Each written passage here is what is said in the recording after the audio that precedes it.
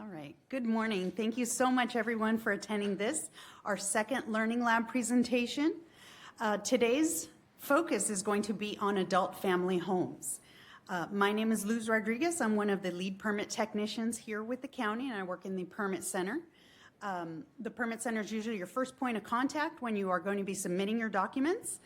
Joining me today for our presentation is Robert Williams down at the end. He's one of our permit technician assistants. Jeremy Bashaw, one of our plans examiners, is going to also be presenting to let you know what kind of construction documents you need to be submitting.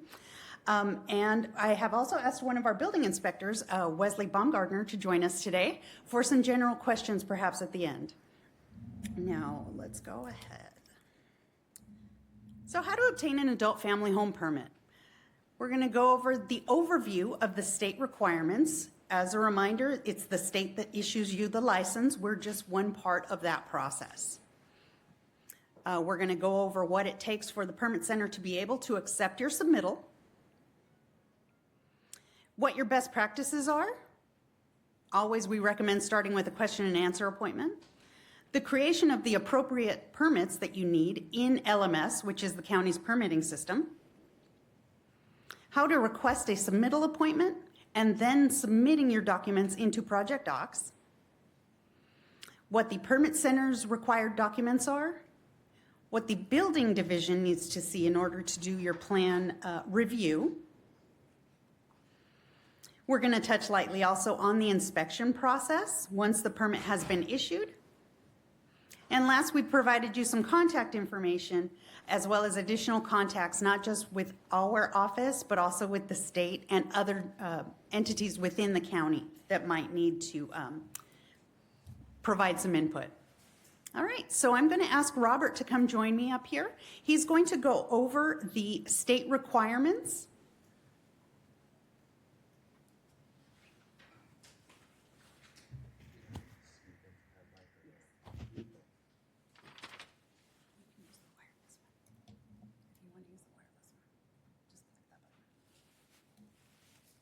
Good morning. So when we're here to talk about adult family homes, the first thing we want to let you know is that there's a 4-step process for the entire licensing of an adult family home. So for the most extensive and all the information you would ever need regarding licensing for an adult family home, you're going to use this link. This link will be available. It's here in your packet. We'll be able to send this out for you. And that is DSHS's website that goes over everything to do with an adult family home. Now, as I was saying, there's 4 basic pillars, 4 foundations that you need to cover before you can get an adult family home license. Our first, or I shouldn't say our first, one of the steps is the Adult Family Home Administrative Training, okay? This goes over the best do's and don'ts, best practices for operating an adult family home. The next closest available adult family administrative home trainings actually at Clark College is from April 9th to the 30th, you know, being 70 hours, it's over a few days, so. Our second pillar that we have to get over when we're doing an adult family home is a skills proficiency. DSHS will want to assess your skills so you can communicate in an adult family home. That means you have to communicate in English at a 6th grade level, and you have to be able to do math at a 4th grade level. That assessment actually happens at the adult family home administrative training. So the next thing they will want to see out of you is the required certifications, okay? So things like first aid and CPR, which are common to us or will be required, a home care aid certification. If that's the first time you're hearing this term, it'll be gone over at your adult family home administrative training, and they'll guide you on that. Other certifications such as dementia training and how to help someone when they slip and fall, those could be additional trainings required, but that will be gone over at the administrative training. Now, the last part that we're going to talk about is the part why you're here. The fourth piece to getting your adult family licensure is that you get building official approval, permitting with the jurisdiction. That's what this presentation is going to go over. That's what we're going to talk to you about. All of us are the agents of the building official, so we work on permitting your jurisdiction. So again, yes, there are 4 different key pillars that have to be accomplished before you can get your license, but we're going to specifically talk about this one as the building official approval. A key note to keep in mind when you're going through this list of requirements for adult family home licensing, they do not need to be done in order. You can do them at any time, okay? But all 4 must be accomplished before you get your adult family home license, okay? Thank you. Great. Thank you, Robert. Okay. So let's go over the Permit Center's intake process. We highly recommend that you always start with a question and answer appointment. And you can ask for a question and answer appointment through sending an email to our office assistants at this email address, permitservices with an S, APPT@clark.wa.gov. What is the Q&A appointment? It's a half-an-hour meeting with a permit tech to review your submittal requirements specific to your needs, because perhaps some of the items that we're going to be going over today they don't include things that are specific to your parcel. So during the Q&A, we can go over those with you. They can be held virtually, by phone, or in person. But if you do come in person, we ask that you please bring your laptop with you, because we can help you, we can guide you, we can show you, but we can't really complete the process for you. So that's why we ask that you bring your laptop with you. We really recommend it if it's your very first adult family home that you're applying for, but we also recommend it under special circumstances, if this is your 3rd or your 4th. Are you changing ownership? Did you buy an existing adult family home and now you're going to be the owner? Are you a renter and the homeowner has agreed to allow this to take place in their parcel?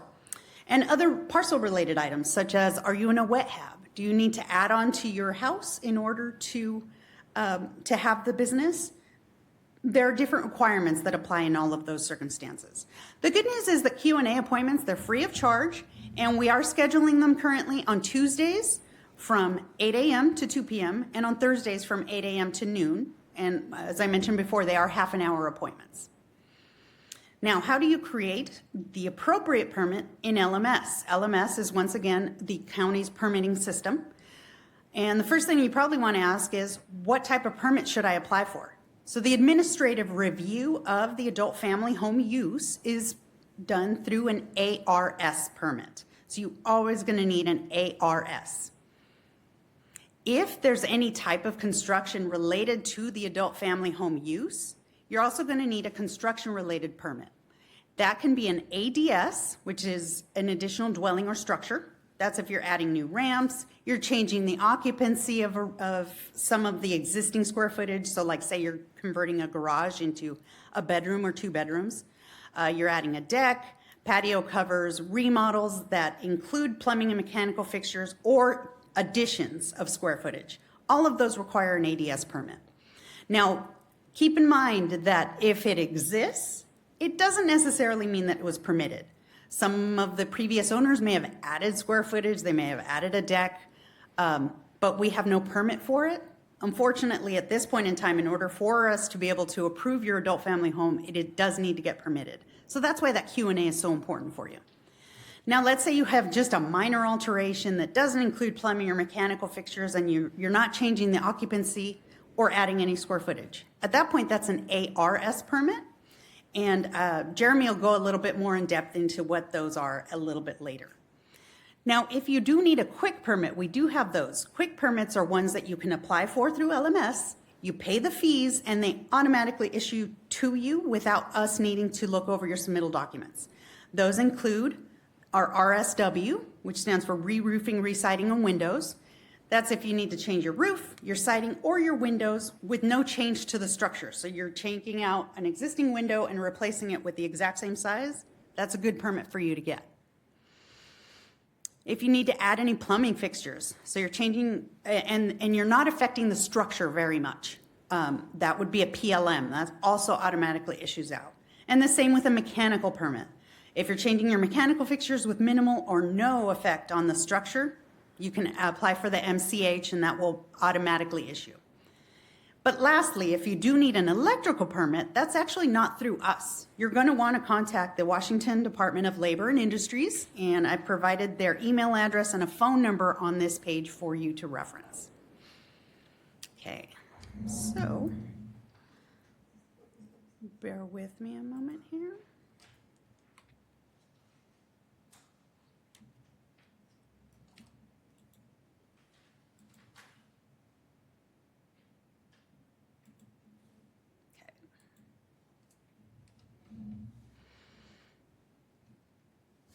So this is the county's homepage, clark.wa.gov.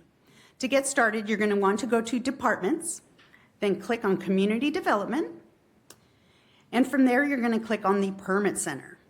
The Permit Center has the second link here is to go to CCLMS, which I mentioned before is the county's permitting system.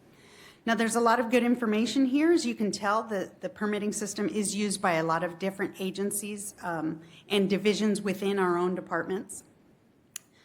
So there's a lot of good information here. One thing that I do want to point out is that there is a page specifically available for training. So if you've never used CCLMS and you want to watch a YouTube video on how to use it, we have those available for you here. If you prefer to actually read the instructions, download them and print them, we also have those available for you on this page. So you're welcome to look through there and get a good grasp of how LMS works and how to use it.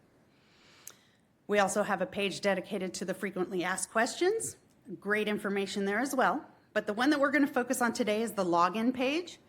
And once you click on that button, that takes you to this page. And as I mentioned previously, there's a lot of different permits that are accepted through LMS. So if you need to contact different divisions, their contact information is here as well. After you've created your LMS account, you would log in here with your email address and your password. If you still need to create your LMS account, this is the link to do it right here. This is where you register. After the permit's issued, this is the place where you would come and click to request your inspections. And one thing that I did want to specifically point out is that when you are requesting your inspections, you're going to need your permit number every time because you need to enter it here so that we can have it entered into LMS. And if you have one of the AFH applications that requires two, you're going to need the permit number for your ARS, so you're going to request an inspection on that, as well as whatever secondary permit. So like say you have a ramp, you're going to have an ADS permit with that. Make sure that you request inspections for both. Now, how do you request the submittal appointment? The very first thing you do need to do is go into LMS and create those permits that you need. If you only need one, create that one. If you need two, create those two. You're going to pay the plan review fees on those. Then you will send an email, once again, to our office assistant staff at permitservices@clark.wa.gov. Asking for a submittal appointment. Make sure that you include both of your permit numbers if you have more than one, or however many you need, so that when we meet with you, we have all of the documentation up and available to review with you. Your request will be followed by a response from our office assistant staff, giving you a time and a date, and a link to Project Docs so that you can upload your documents. Please create your account in Project Docs or respond to that link within 24 hours because that link does expire. Once you have actually logged into Project Docs, however, you do have a little bit of time. You're going to want to upload those submittal documents that we need the business day prior to your appointment. So what that does is give the permit techs some time to review your possible submittal perhaps the day before and let you know if something's missing so that you can have it uploaded prior to your appointment. And the last step in this process is to actually attend your submittal appointment.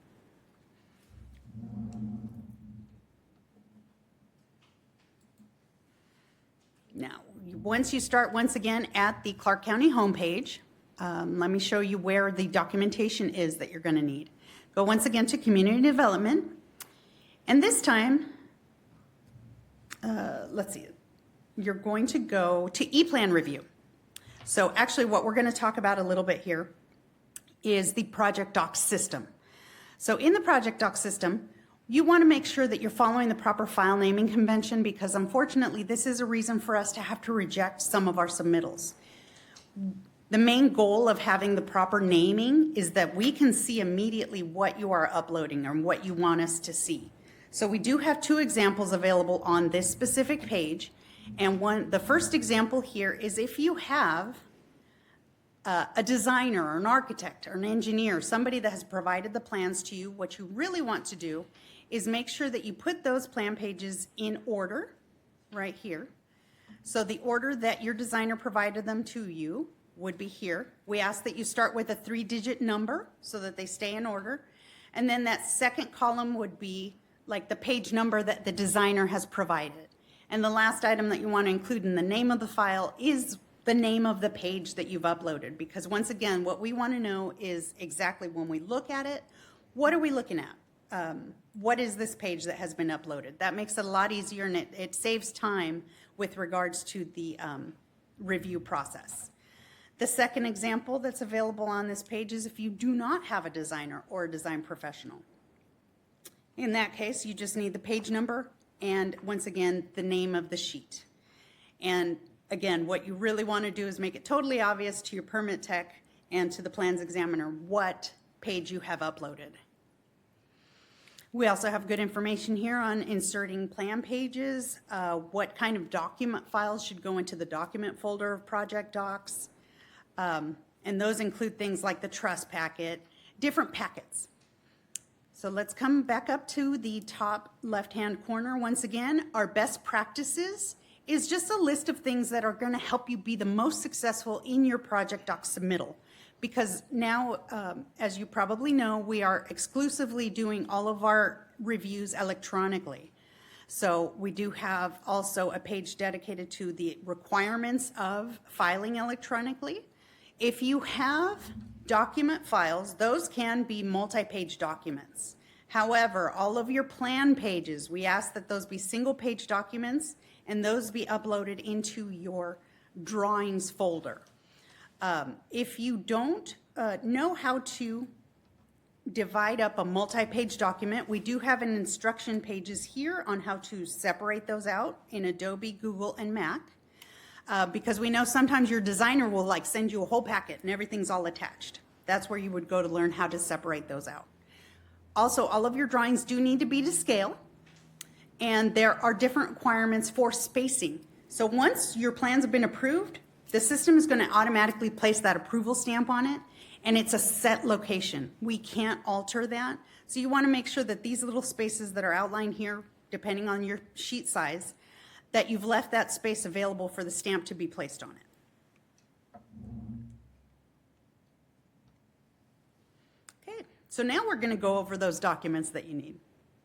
Bruce, it appears, at least in my copy, that sequence does not exist. There's a duplication of page 9 on page 8, it appears. Okay. So the question is that it appears that there's a duplication of pages perhaps in your handout. Let's see. Since it is, the image is basically the front page of our website, it's probably just showing you the same front page. So the video is different though. Okay, so our Permit Center checklist items. You're going to start once again with the departments, community development, and this time you're going to go to the building page. And the building page includes forms and checklists. So once you click on forms and checklists, you're going to want to click on the link for residential forms and checklists, because adult family homes are still a residential permit. Now you'll note that there's a lot of different permit types that are listed here. You're welcome to look through all of those. But for the purposes of today's presentation, we're going to stick to this second one, which is the one that's specific to adult family homes.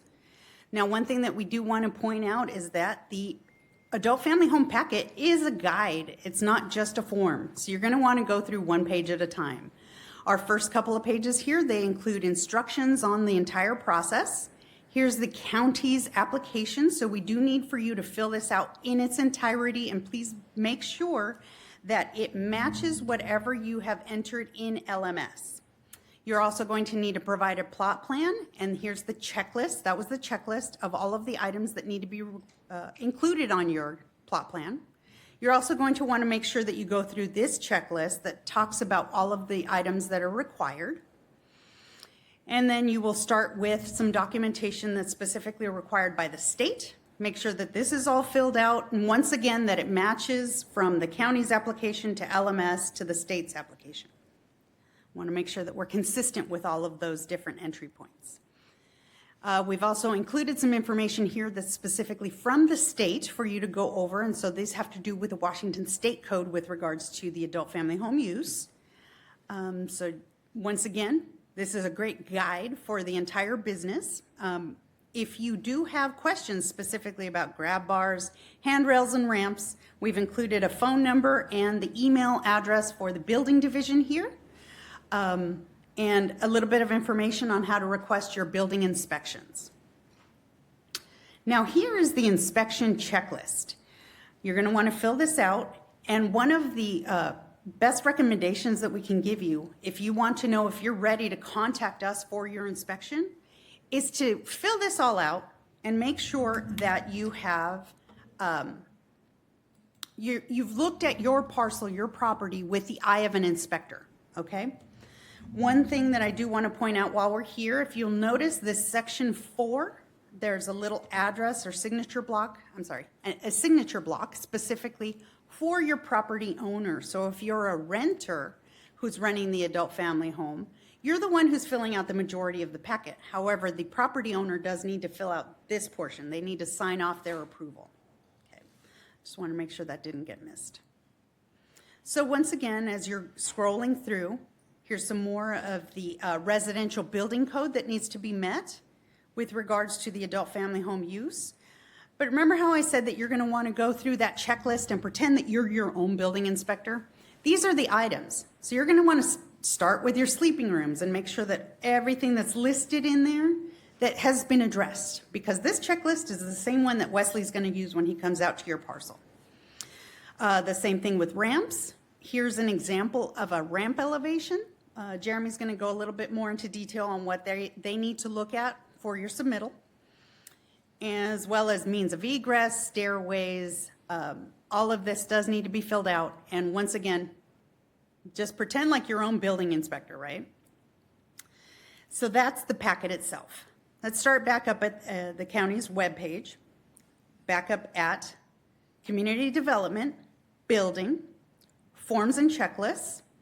Now let's talk about stormwater application. Now, if you are only applying for the adult family home and you only have an ARS, you aren't going to need stormwater or erosion control. So the next two items that I'm going to discuss, they probably won't affect you. However, if you are adding a ramp, adding square footage, or anything that affects the footprint of the house, that's where these items come in. So you're going to come to the stormwater link, which is right here. Go ahead and click on that.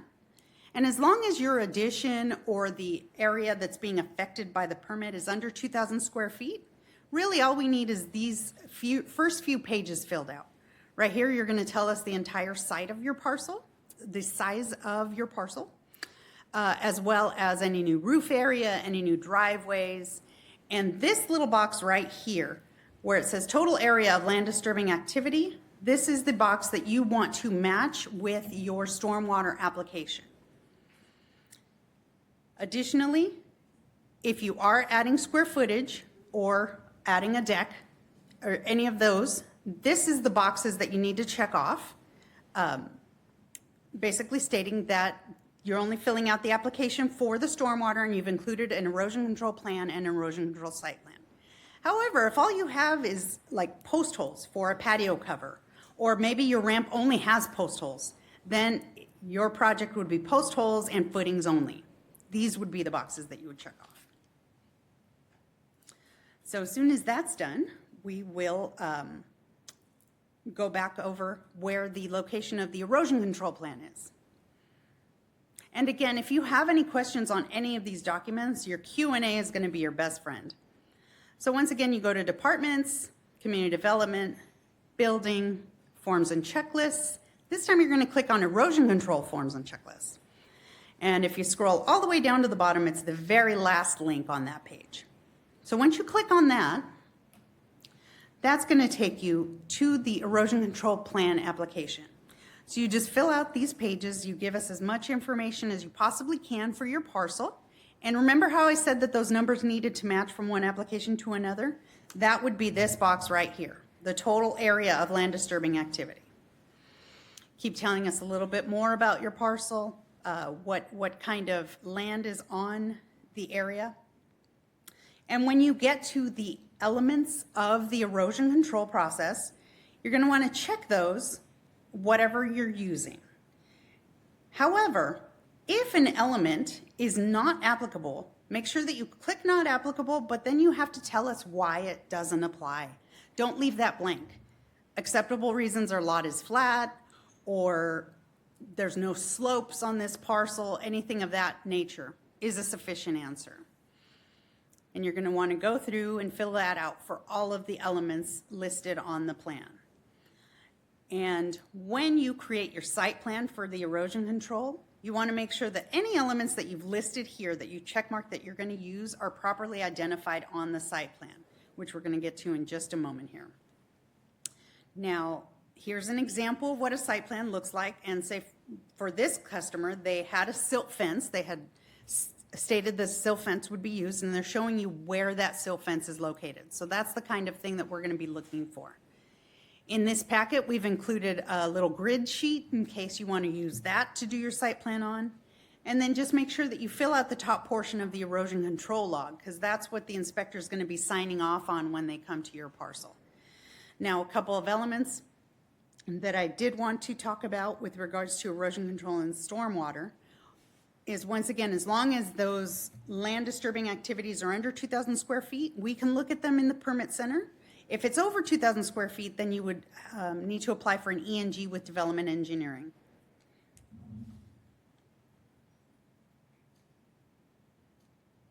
Now, one of the items that you do need to upload with your adult family home is a plot plan.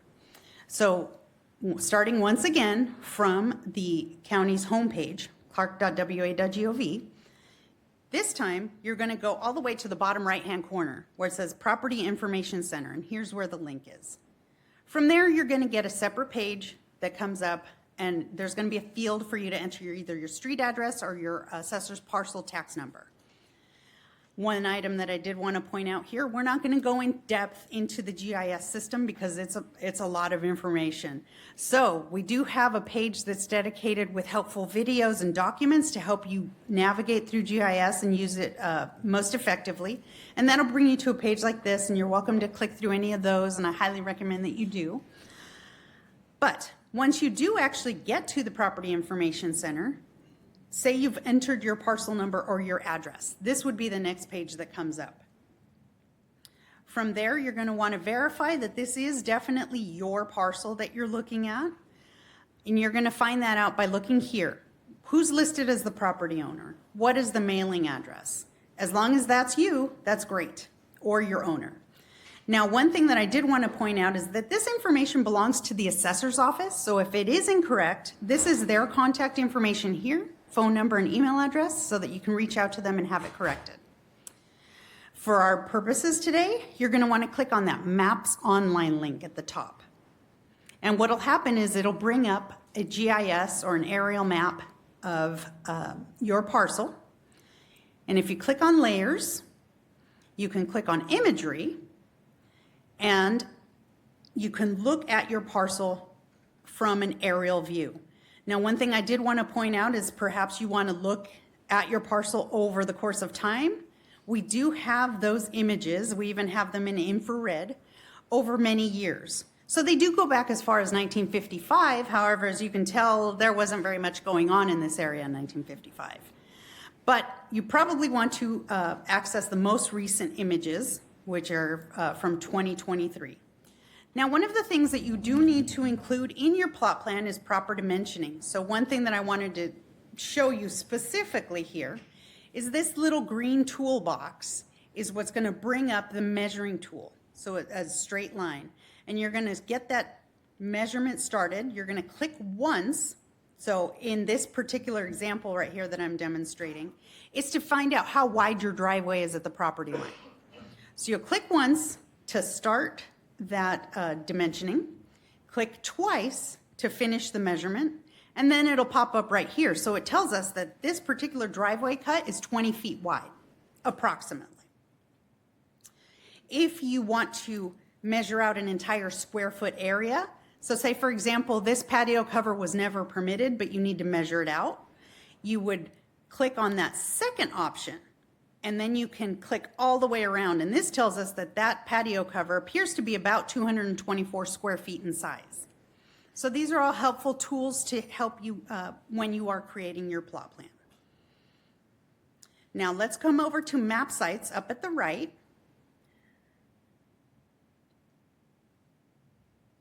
Oh, okay.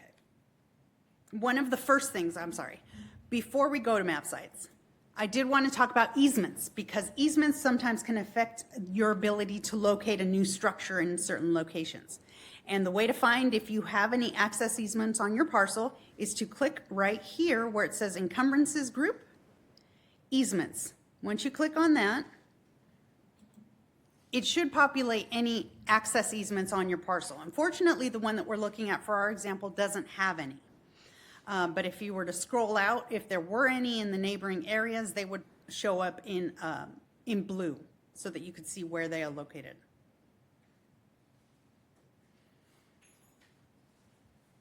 So since our parcel does not have any easements affecting it, let's come up to map sites.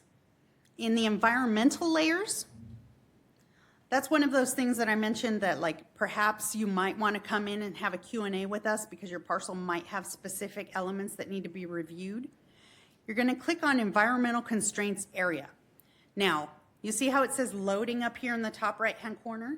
Once it's done loading, any environmental constraints that could have affected your parcel would populate. And if I zoom out here, you'll notice my parcel doesn't have any, but if I zoom out a little bit further, you see some areas of green down here. Those are environmental constraints. So if any of those had popped up on your parcel, that means that potentially you have steep slopes or you have wetland habitat areas or shoreline areas, things of that nature.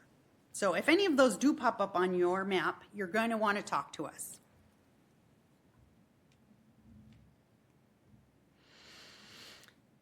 Now, some additional information that'll help you to create that plot plan. If your parcel's in a subdivision, right in the center of that property information page is going to be a field for land data.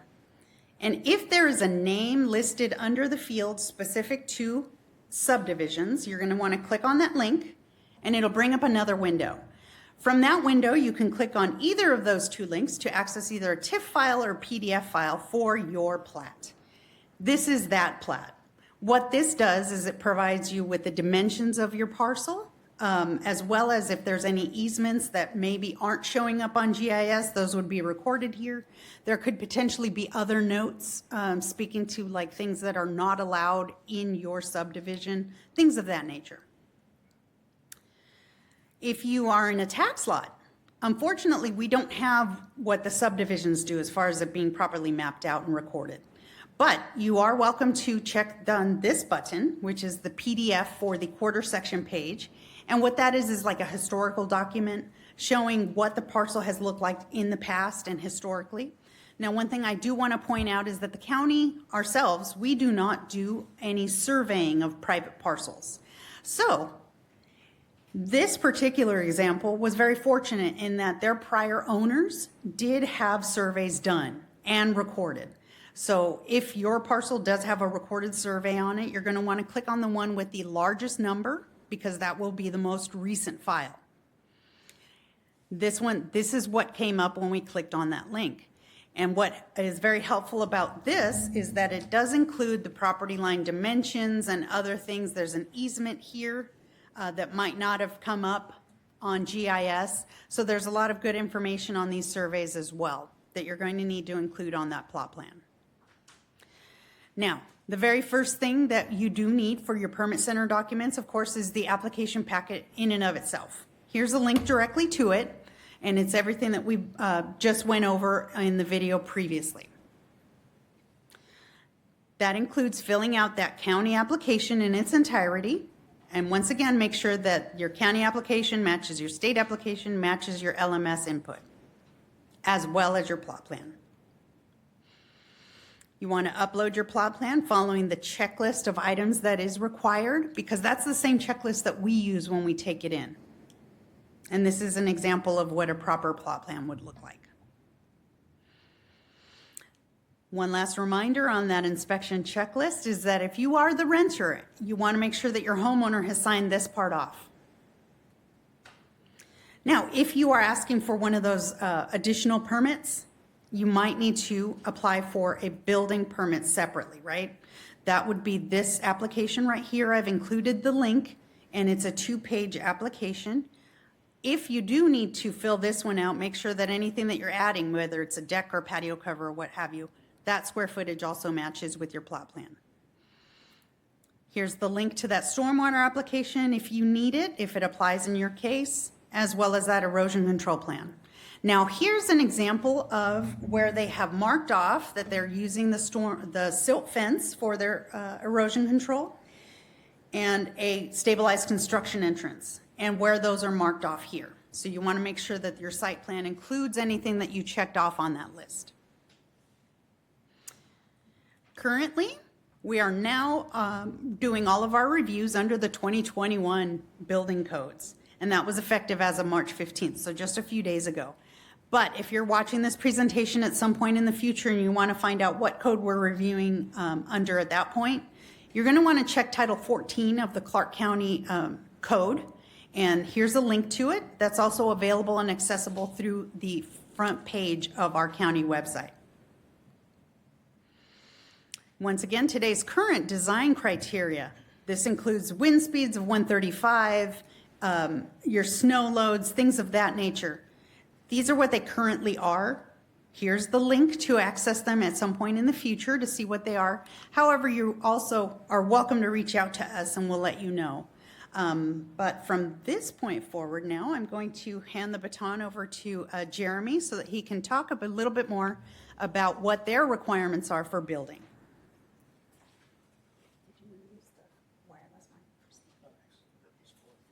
Yes.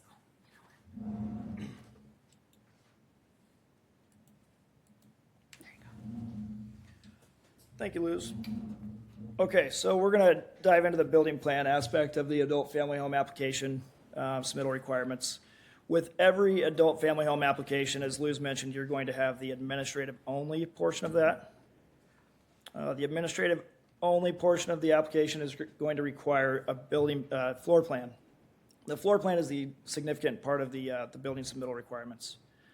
The floor plans for the application for the adult family home are going to rely on 2 separate checklists. Those checklists are included in the application handout, and you'll notice that there's both a building checklist and an adult family home checklist. The building checklist, primarily it's an all-inclusive checklist that is used for any building application. In this case, we're looking at the focus for the adult family home is a bit more specialized, so we're looking at line item 1, which really suggests that we need legible plans to scale at 1/4 inch per foot. Additional items you'll see on there are fixtures and appliances that we generally want to see on an adult family home floor plan. The other item is just line item 3, which just calls out the necessity for the floor plan itself. The adult family home floor plan checklist provided by the state is this next section of line items. And this is where it gets into a lot more of the detail for the adult family home floor plan. They want you to show and label all sleeping rooms with the appropriate use. That includes labeling resident rooms. Those rooms need to be labeled S in S1 or in S2. And those letters designate the type of access for that room. S would be a room that provides access to the outside yard or court via a stair or step. And NS1 being a room that requires no stair or step, but provides access via a ramp or a flush transition. And an NS2 being a room that provides 2 points of access to a yard or court via a flush transition or ramp. We're going to label sleeping rooms for caregivers and owners, as well as clients. We're going to show locations of all smoke and carbon monoxide alarms throughout the residence. Identify all egress windows. These are emergency escape and rescue openings. Identify all doors and dimensions. Identify all steps, ramps, elevators, and lifts. We don't see elevators and lifts very often, but steps and ramps are very common. And then provide details for all stairs and ramps and handrails. So let's get into a floor plan where we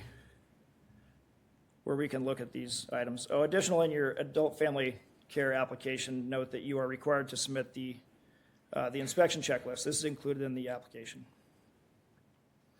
You'll notice that we don't require grab rails within the floor plan. These are primarily covered in the inspection, and so they're not really required to go into that much detail on your floor plan.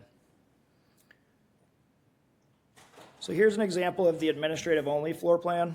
You'll notice we've got first floor here on the right and a second floor on the left. If you're submitting for, if your residence or your building has multiple floors, though your residence may only be on one floor, we do want to see all floor levels. So a floor plan for all floor levels is required. You'll note on this one, they're identifying the owner's quarters on the second floor and resident rooms on the first floor to the right. This is, again, to note here is that it's a legible plan and that is drawn at a quarter-inch foot per 1 foot scale. Moving on to some further detail on the administrative-only floor plan. Again, the administrative-only is that application where we're just doing the state licensing. We're not doing any changes within the structure. So on this floor plan, we get into some detail on, again, following that checklist from the state and some of the highlighted items here, showing and labeling all sleeping rooms with the appropriate use. You can see that they've labeled these rooms. They've lettered them A through C. They provided the access as NS1, suggesting they've got 1 point of access via ramp or flush transition with no stairs or steps. Smoke detectors are identified in all rooms, as well as carbon and smoke detectors outside of the rooms in the common areas. Again, egress windows, emergency escape, and rescue openings are identified in all sleeping rooms. They provided the location and the size. Additionally, the type of window for the opening type may be listed. However, it's going to be reviewed upon inspection, so level of detail is not necessarily required. And we've identified all doors and dimensions and their swing direction. Another point to mention here is the room dimensions. In this case, they provided accurate dimensions for the rooms. They've also labeled the room square footage. Important to note that a single occupancy room requires 80 square feet, and a double occupant room requires 120 square feet of open space. That space does not include, it's exclusive of closets and door swing areas. So important to note. Moving forward, we've got further detail as required via the checklist. We do want to see steps and ramps identified on the plans.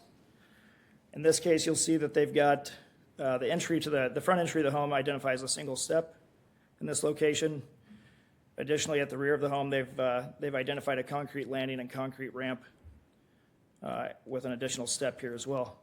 They provided the ramp slope, and the general dimensions of the ramp and landing.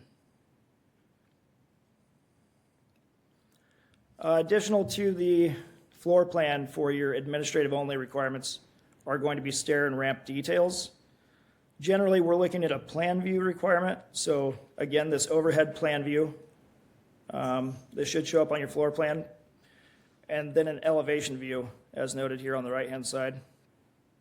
Handrail details are beneficial. We do want to see elevations, and any attachment. This is assuming an existing ramp, so at that point, this would be sufficient information. If you're proposing a new ramp, we'll address that with some of the other application types. In this case, additional to note that these details are available to you via our Southwest Washington chapter of the ICC and may be used for construction documents if you're proposing a new ramp. Jeremy, can I ask a question really quick? Yes.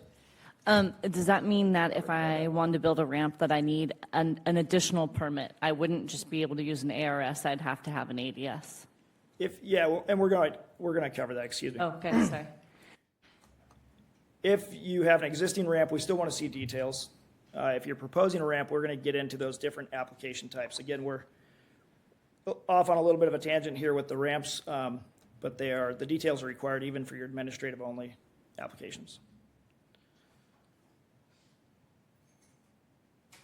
Speaking of ramps, we're going to address some ramp types. The ramp type isn't specific to your administrative-only application. Really, it's just kind of the details, the plan view and the elevation view. But important to note with ramp types, if you are proposing one, there are multiple types of ramps. Often seen are manufactured ramps. These are typically aluminum, prefabricated. And with those, we do want to see the manufacturer specifications, those installation requirements. Wood ramps are going to follow our general application checklist for the building plan submittal, and we do have some details available on that as previously shown. And then perhaps you've got a concrete ramp or you're proposing one, in which case we do need to see basic details showing the ramp elevation, landing area, and handrail construction. So now we're going to fast forward into a different type of application. These are also an ARS, not to be confused with the administrative only, but as Luz mentioned, you're going to have potentially separate permits when applying for the adult family home. The ARS is to handle those non-structural items. Some of those examples are going to include non-load bearing wall changes. Say we're turning one room into two rooms. Other examples would be window changes of the same size. As Luz mentioned, the window change is available under an RSW permit, I believe. However, if you have additional work taking place at the same time, it kind of makes sense to join these into one project for permit purposes. Note that any structural work, any plumbing and mechanical changes, any work on any existing unpermitted decks, ramps, patio covers whatsoever would require an ADS permit, and we'll lightly touch on those here moving forward.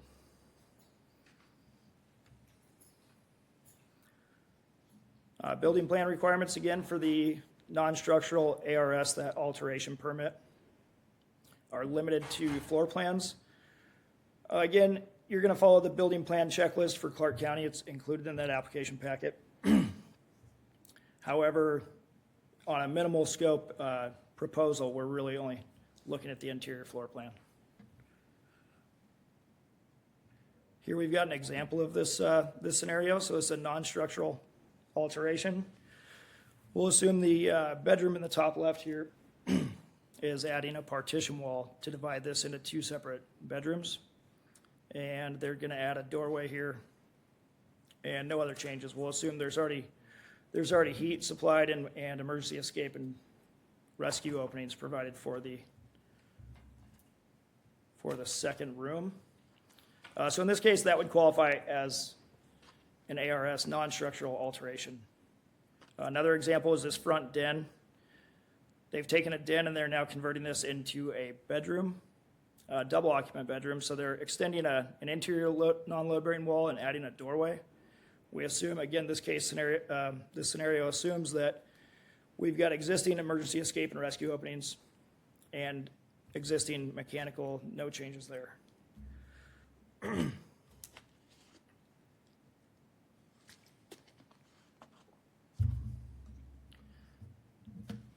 So let's move forward into an ADS plan. The ADS is, again, that separate permit type that is an additional dwelling or space permit.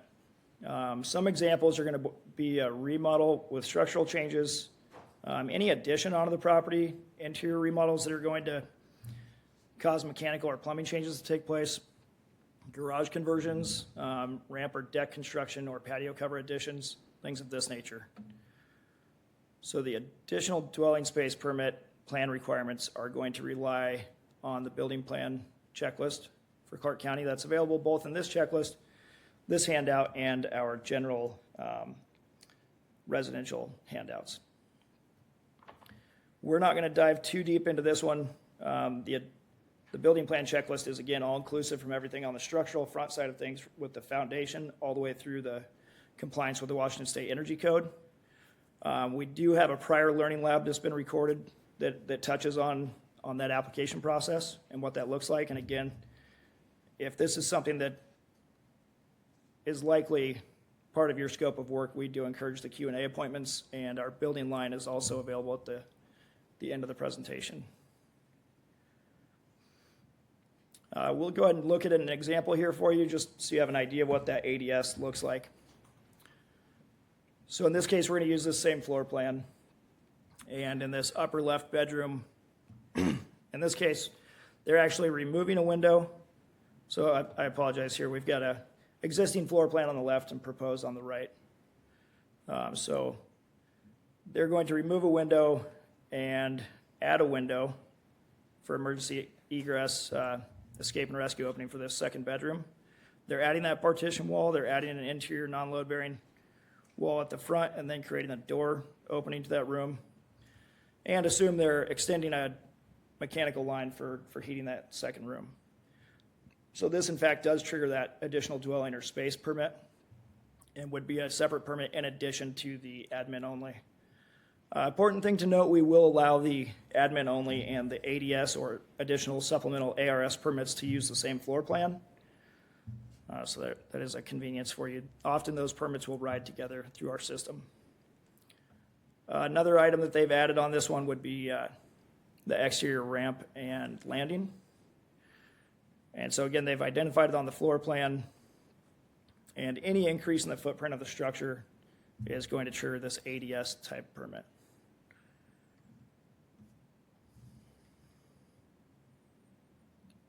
Also, due to the changes to the exterior of the home with the window and the ramp, we're requiring elevation views on this one. So again, the ADS permits are going to require additional information. In this case, the elevation actually identifies the new window location where it's been removed and added, and it also identifies this new ramp. They've shown a before and after existing and proposed conditions for the side and rear elevations here as identified. They've also provided an elevation view of the proposed ramp. One more item to touch on here that is a commonplace with adult family homes. Also an ADS permit is a garage conversion. We happen to see a lot of these where we're converting the prior occupancy of a garage of a U occupancy into an R occupancy for habitable space. Generally, you're going to comply with the entire building plan application checklist.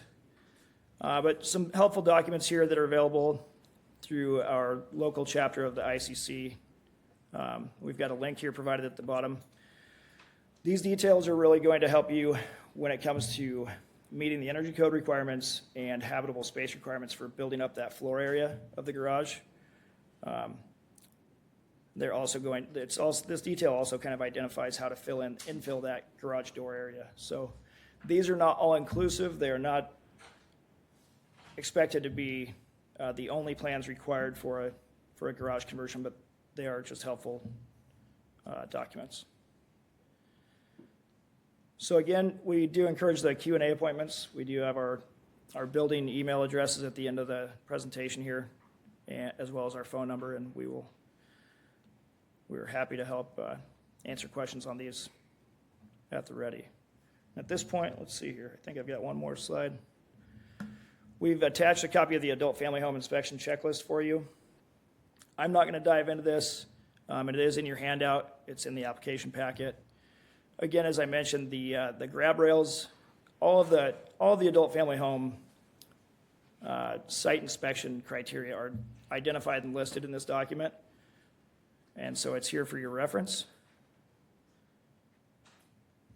And at this point,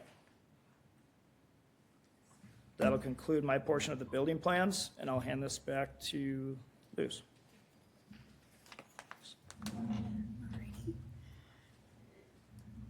We do want to thank you so much for attending today. This concludes the recording. We can keep going. Okay. Let me have Robert step on up. It sounded like we were gonna have- Real quick. Yeah. I'm back. I almost thought I wasn't going to be recorded. All right. I'll come on this side. So we're going to go over some FAQs. So I tend to do a good amount of adult family Q&As. So when we talk about stressing the need or the desire for a Q&A, I can't stress that enough. Our clients find that extremely helpful. And some of the questions that we commonly see are, first one is, what if I have an existing ramp?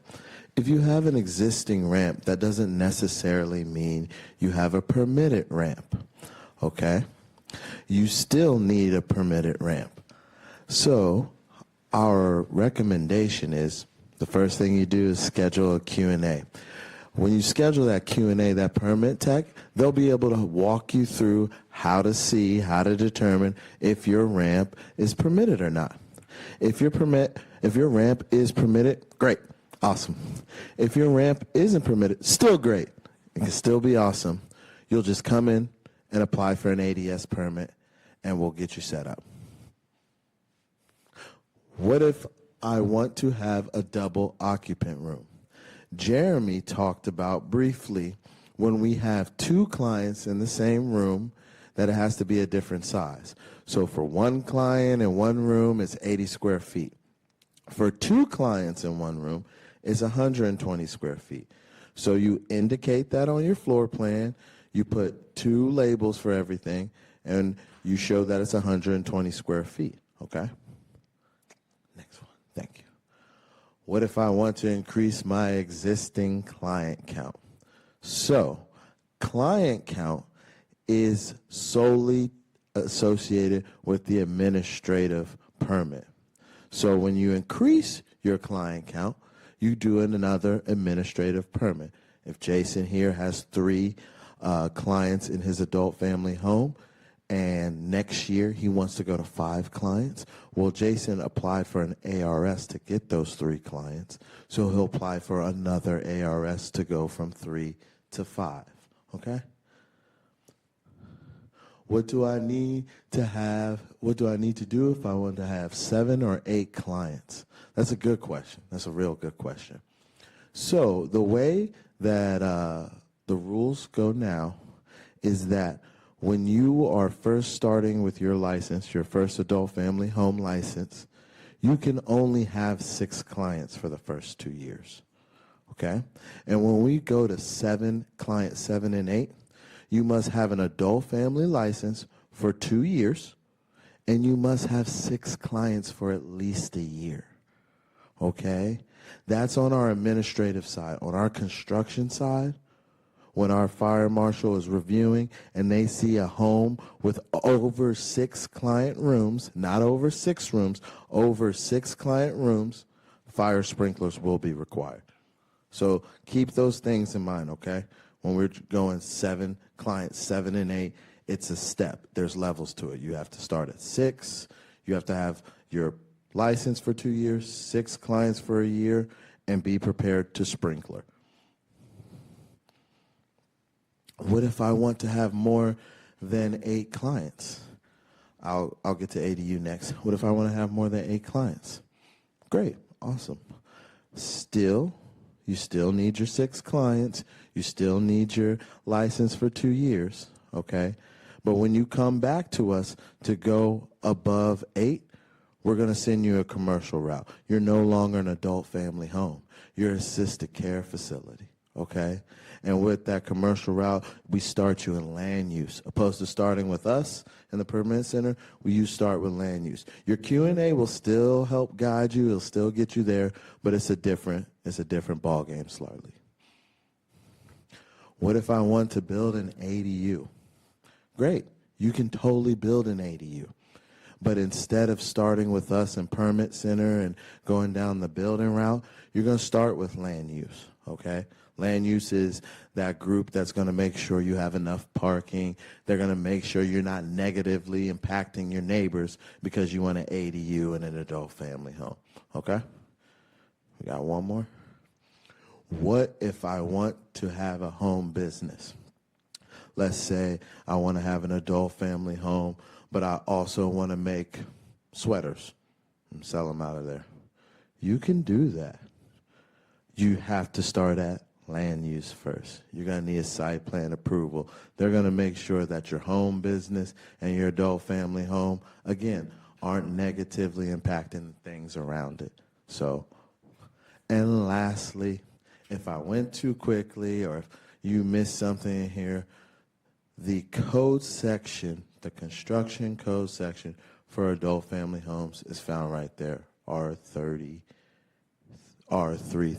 sorry. Are we opening questions now or? Oh, yep. And this is also a good one for your playbook. And these are the point of contacts. From the start, Amina Jones, she's the person who will be doing your final inspection, or her team will be doing your final inspection for adult family license. If you can't get a hold of Amina and those contacts, please use the policy manager contact. We have our permit center where you'll find Luz and I. So you can schedule that Q&A appointment with that appointment email. You can use the general one for just general questions. Building safety is Jeremy and Wesley's people, and then we going down the line in case you need like those particular emails. All righty. Thank you so much, everybody, for joining us today. We do want to open it up to questions and comments at this point. If you do have any questions, we would just ask that you use the wireless microphone in front of you. Just tap it when the light is green, speak, and then when you're done speaking, go ahead and turn it off. Yes. I have a couple of comments, and only because this is fresh on my mind. You said Title 14, which is for building code, which is totally true, but we have to adhere to Washington State building code, whatever Washington State adopted. So Washington State adopted the 2021 Building and Energy Code as of March 15th. It happens every 3 years. And we have a lag between the time that they adopt it and we adopt it, because they have to adopt it before we can adopt it. But ultimately, whatever Washington State adopts, we have to enforce. So even if our Title 14 might say 2018, we're still enforcing the 2021 as soon as Washington State adopts the 2021. So you could go to Washington State's building code link as well. Thank you for that clarification. That's April. She's the Community Development Director. One more, sorry. Yes. April Firth, Community Development Director. The ADU today will start, if you want to build an ADU today, you start in land use, but the Clark County Council just adopted some changes to our ADU code. Mm-hmm. And so as soon as that gets officially adopted, which should be within the next 30 days, you will no longer have to go through land use. You can go straight to the permit center. Yay. And that's where that Q&A is definitely going to help you in the future. Mm-hmm. Yes. Did we have any additional questions or comments? Yes. Hello, I'm Dave Griffith. I have a question on ramp slope requirements. Does anyone have that off the top of their head?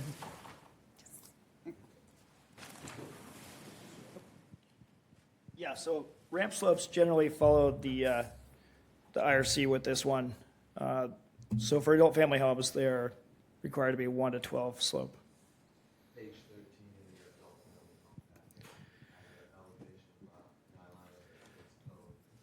adult code for those. There is an exception. I don't have that exception off the top of my head, but there is an exception within the, I don't know if it's within the Washington, the WAC, the Washington Amended Code, or within the IRC specifically, but that exception is not allowed within the adult family home requirements.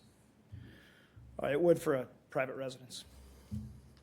So in page 13 of our adult family home packet, I believe, there's a detail on, and it has a ramp elevation, and it goes over the minimums there.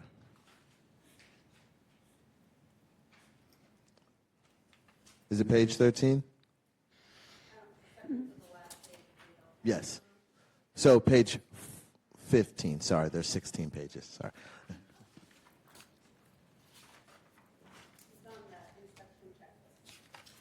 Ah, yes. So it was that one screenshot that I showed that had the ramp on it? That one. My purpose in asking that question is I'm building a new home, and I'm not getting any younger, so I thought now's a good time to get that question answered for my existing building. And the other question I have has to do with thresholds. Are there any requirements for home thresholds in these environments? Because they can be tough on wheelchairs, things of that nature.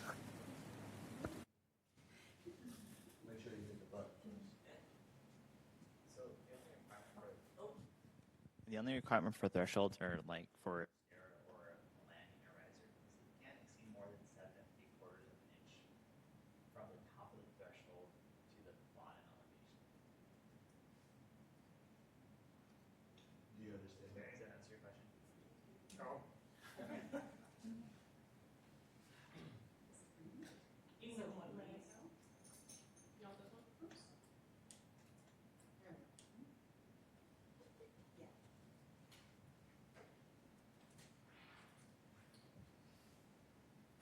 There you go.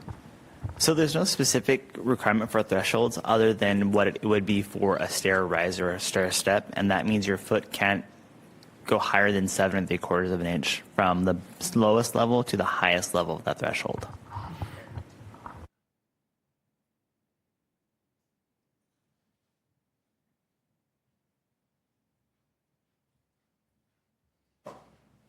Thank you. Do we have any additional questions or comments?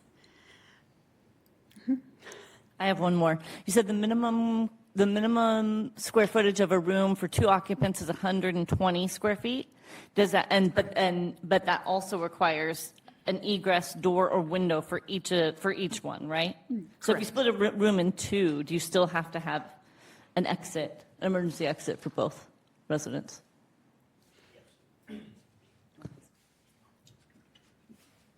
Okay, so to answer your question, you're suggesting separate rooms or the double occupant room itself? So for the double occupant room, I don't believe that they require 2 windows for that double occupancy. I believe it's still just one emergency escape and rescue opening, meeting the size criteria for a single bedroom.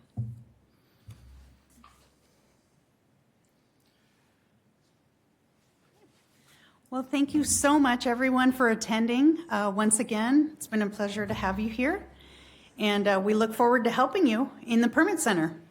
Thank you.